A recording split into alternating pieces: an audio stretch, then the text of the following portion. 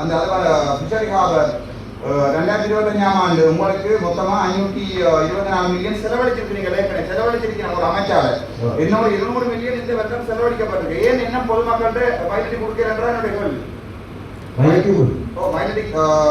Mining harbour என்ன பொதுமக்கள்கிட்ட வழங்கிறதுதான் என்னோட கேள்வி. அதை ராஜீவ் அவர்கள் வழங்காம கேட்க நான் வந்து செய்யலாம். சரி சரி இல்ல இவர் சமய பிள்ளையா வழங்கக்கூடாது.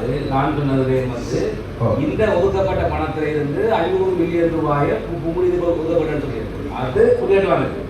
அது அப்படி சொல்லி கூடாதே வந்துருக்கு. எனவே அதான் உங்களோட பதில் கேட்டால் அப்படி இல்லைன்னு சொல்லியிருக்கீங்க. எனவே என்னுடைய கோரிக்கை என்றால் மக்களுக்கு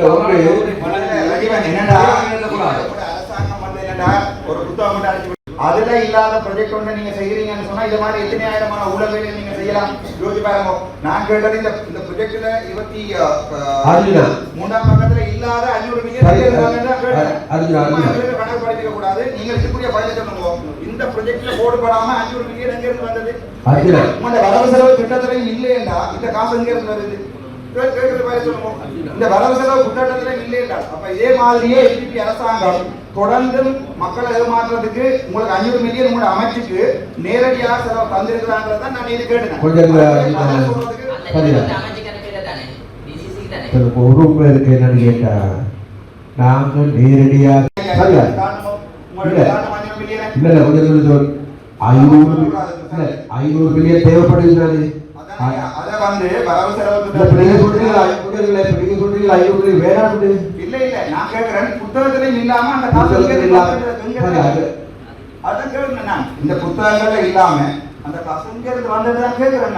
நான் சொல்லிடுறேன் நீங்க புலப்படுறீங்கன்னு. நான் கேட்கிறேன் அதை ஏன் வரவு செலவு திட்டத்துல உள்ளடக்கையில இன்னும் ஜனாதிபதின்றதான் நான் கேட்டேன். அது விளக்காதுக்கு நான் வந்து செய்யலாம். ஒரு விஷயம் அவமானப்படுத்தி கதைக்க முடியாது.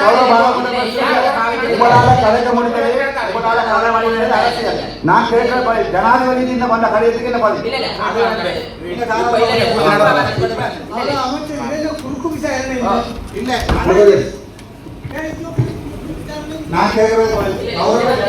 யாழ்ப்பாண மாவட்ட ஒருங்கிணைப்பு குழு கூட்டம் என்பது ஒரு யாழ்ப்பாண மாவட்டத்தினுடைய அபிவிருத்தி தொடர்பாக நிதானமாக பொறுமையோடு பொறுப்புணர்வோடு அந்த விடயங்களை கையாண்டு அடுத்த அபிவிருத்தி பற்றி பேசப்பட வேண்டிய கூட்டம். ஆனால் இந்த கூட்டத்தில் வந்தால் அதிகாரிகளை கூட்டிக் கொண்டு வச்சுட்டு அதிகாரிகள் மீது நடவடிக்கை எடுக்கிறதும் அவர்களை கீழ்த்தரப்படுத்துறதும் அல்லது அவருடைய செயல்பாடுகளை முடக்கிற மாதிரியான மக்கள் மீதிகள் நடந்து கொள்வதை தலைமை கட்டுப்படுத்த வேணும். தலைவராக இருக்கிறவர் ஒரு கூட்டத்தை கட்டுப்படுத்தி அதுக்குரிய ஒழுங்குமுறையை மேற்கொள்ள வேணும். அதை கட்டுப்படுத்த முடியவில்லை என்றால் இப்படியே தொடர்ந்து இந்த கூட்டங்களில் பங்கு பெற்றதில் இந்த அர்த்தமும் இல்லை. இது ஒரு பிரயோசனம் இல்லாத கூட்டம். அதனால் நான் இடையில இந்த கூட்டத்தை விட்டு வலிக்கிட்டு இருக்கிறேன். இது ஒரு ஆரோக்கியமான கூட்டமாக அமைய இல்லை. தேர்தல் நெருங்கிற நேரத்தில் மாவட்ட ஒருங்கிணைப்பு குழு கூட்டங்களில் அரசியல் சார்ந்த விஷயங்களை தொடர்ச்சியாக பேச முடியும், பேசக்கூடாது.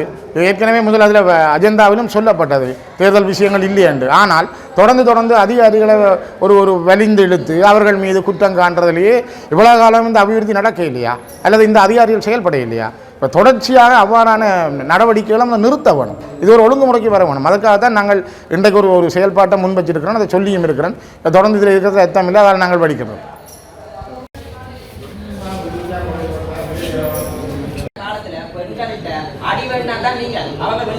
என்னுடைய இளங்குவன நன்றி என்றது ஆக்சிடென்ட் பிறகு மனநோய் நான் சொல்லக்கூடாது வைத்தியரா ஆக்சிடென்ட் பிறகு இலங்கையில சனத்தொகை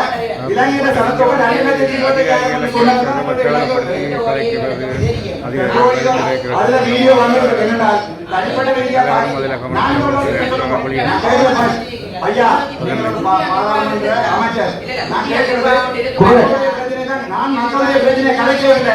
எங்களுடைய விளக்குமரனுக்கு இதை கலைக்கிறதா இருந்தா நான் மக்களுடைய பிரச்சனை மட்டும்தான் கலைக்கிறேன். நான் மக்களுடைய பிரச்சனையை கலைக்கிறேன். மக்களுடைய பிரச்சனை நான் வரம்பில் கொடுக்கல விளங்கி அது ஊர்த்தல சொல்றேன். நீங்கள் ஞாபகம் உங்களுக்கு இது வடக்கு மாநிலத்துல நான் படிக்கிறேன்.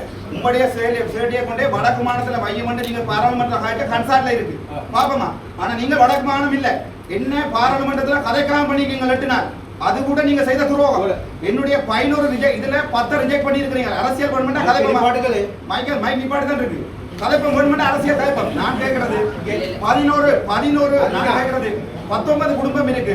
அந்த குடும்பத்தை கூப்பிடணுமா உங்களால? அந்த குடும்பத்தை பத்தி பேசுறது, குடும்பத்துக்கு நியாயத்தை கொடுக்கிறது நான் உங்களோட வாரிசாரியா ஜிஏவோட சேர்ந்து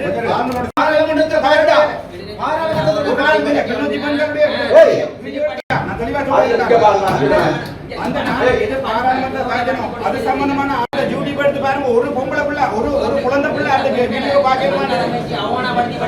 உங்களுக்கு தங்கச்சி வேண்டாம், உங்களை பற்றி நாங்க தோசை குமரன்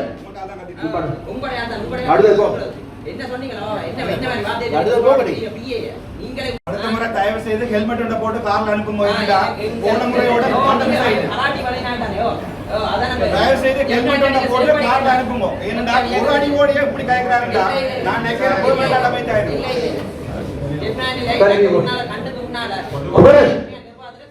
உங்களுடைய ஒரு எம்பிக்கு பொதுமக்கள் பிரச்சனையை கதை கேட்கல, அதை கதைக்க தெரியாம முக்குத்தனமா கதைக்கிற ஒரு எம்பி தான் உங்களுடைய. ஏன்னா ஐயா நான் கதைக்கிறது மக்களுடைய பிரச்சனை, என்னுடைய பிரச்சனை. உங்களுடைய எம்பி கதைக்கிற நான் எப்பயாவது உங்களுடைய எம்பியை பற்றி தனிப்பட்ட ரீதியில் கதைச்சினானா? ஆனா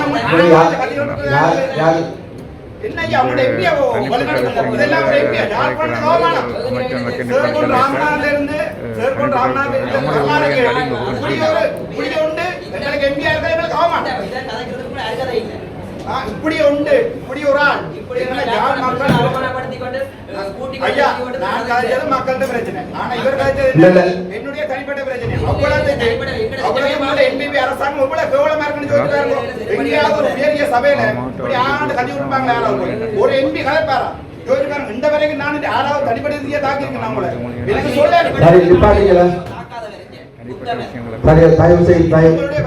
வலது கையே இப்படி செய்யுது. நான் சொல்றேன் சபையில நாங்கள் மக்களின் பார்த்துருக்கார்கள். மக்களுடைய தீர்மானம் நிறைவேற்றுவோம். அரசியல் கலைக்கிறது வேற, பாராளுமன்றம் வேற, இங்கே கலைக்கிறது வேற. தயவு செய்து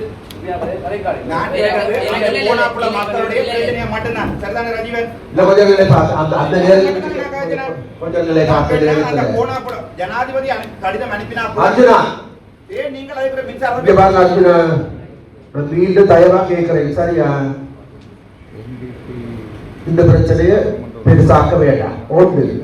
இரண்டாவது அரசியல் ஆக்க வேண்டாம். சகோதரர்களே, நான் இந்த இடத்துல வந்து அரசியல்வாதியாக பேசுறப்ப உங்கள்கிட்ட இல்ல. அப்ப நான் சரி அடே நான் அந்த சரியா? நான் கதைச்சா என்னுடைய படிப்புக்கு அவமானம். அடேண்டு கலைக்கிறது அவர் பார்லிமெண்ட் அமைச்சர். அடேண்டு கலைப்பார் அவர் பார்லிமெண்ட். நீங்க என்ன தமிழ் சைடு சொல்லியிருக்கீங்க பார்லிமெண்ட்ல. நீங்க கன்சல்ட் இருக்கு. இதுதான் உங்களுடைய அரசாங்கம். இந்த கேவலமான அரசாங்கம் தான் எங்கட வடக்கு மாநில ஆள பண்ற கவலை. ஏனென்றால் நான் உங்களை பார்த்து அடேண்டு கலைச்சனானா? நான் உங்களை பார்த்து அடேண்டு கலைச்சனானா? உங்களுக்கு மரியாதை தான் காய்ச்சி மரியாதை அதுதான். நீ மரியாதை கொடுக்கறத மரியாதை வாங்கி கொள்ளணும். நான் கூட தயவா கேட்கிறேன் மீண்டும் கேட்கிறேன். இந்த இந்த கூட்டம் நடத்துற மாதிரி கொஞ்சம் அடுத்தது போகும். பொதுமக்களுக்கான 246 பயனாளிகள் விவரம் கிடைக்கப்பட்டு